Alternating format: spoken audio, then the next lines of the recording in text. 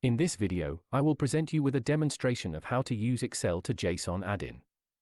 Firstly, let's open the Microsoft Excel application, find the Excel-to-JSON tab, then click on Launch Excel-to-JSON. On the right-hand side, you will see a box opened for you. This is the add-in user interface.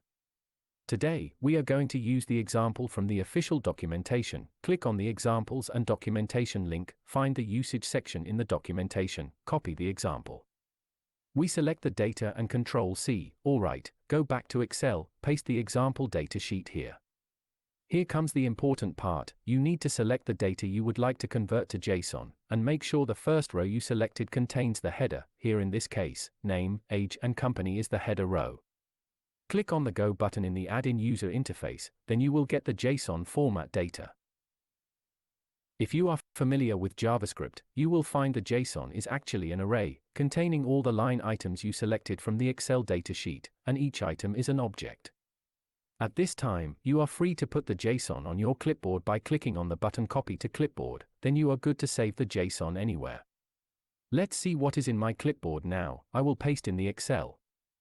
You can see it is a list of items wrapped in an array. Please subscribe to our channel, and if you have questions about the add-in, leave your questions below.